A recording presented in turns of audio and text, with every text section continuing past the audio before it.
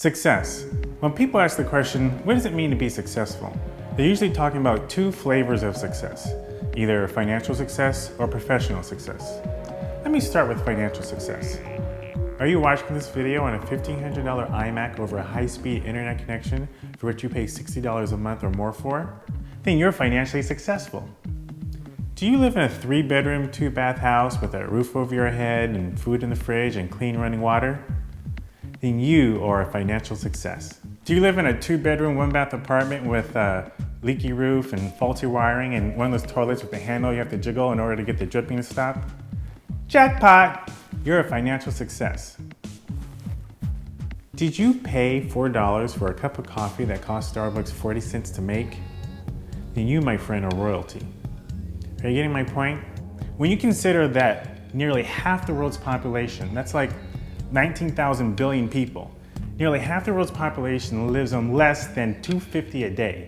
$2.50. That's about half the price you paid for that grande iced caramel macchiato in a venti cup with extra ice and extra caramel that you didn't finish drinking anyway.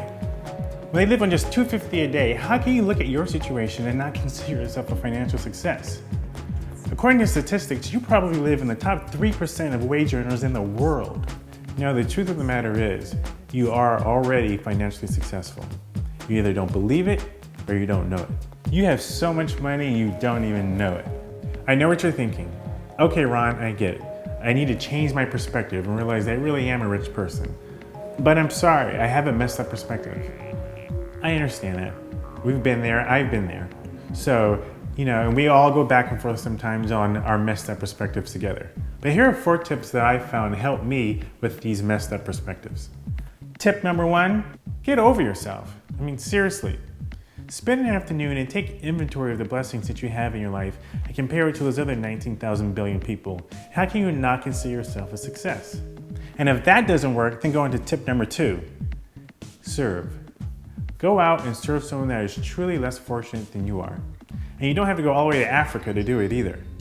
I bet you $1 million you live less than 60 minutes from like 1,000 homeless people. Nor do you have to pray to God to get some type of divine communication as to what He'd want you to do. Because chances are, if you could actually hear Him audibly, you know what He'd probably tell you? Get up off your rich ass and go help somebody. Now, if you don't consider yourself a praying person, or you're an atheist, but you claim that you care for your fellow man, then let me say on behalf of all the gods you don't believe in, get up off your rich ass and go help somebody. Tip number 3, give. The more that you can give of your financial resources, the less grip that money will have on you, and the better your perspective will be. Give to your favorite charity organization, to your local church or other religious organization. Go to a website like giving101.org and start there. Give to NPR, keep Ira Glass and Terry Gross on the air. Give to your favorite podcast like F. Beyond. Wait, we cancel that. Anyway, tip number 4. This is what I want you to do. Walk on over to your cupboard and pull a mug out of that dish collection you have that's worth about 2 months' wages for half the world's population. Then walk on over to your filtered water faucet, and as the water is filling up the mug, keep in mind that nearly 2 million people a year die from lack of access to clean drinking water. Then take your mug, walk on over to your microwave that's worth about 2 months' wages for half the world's population. Set it for 2 minutes. When it's done, pour in a packet of your favorite cup of hot cocoa or tea. Then walk on over to your DVD collection that's worth a little over a year's worth of wages for half the world's population and pull out your copy of Frank Capra's It's a Wonderful Life. If you don't have Frank Capra's It's a Wonderful Life, what's wrong with you? But if you don't, no worries. Go on over to your Wii, navigate to your Netflix channel and put it in your queue. It'll arrive in a day or 2. Then sit back and watch one of the greatest movies ever made. And if that doesn't change your perspective in your financial situation, you are a hopeless cause.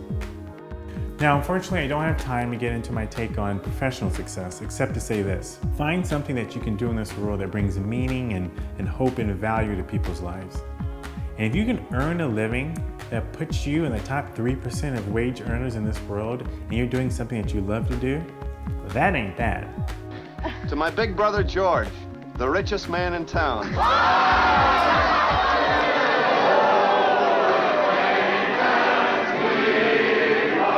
My name is Ron Dawson, and I approve this message.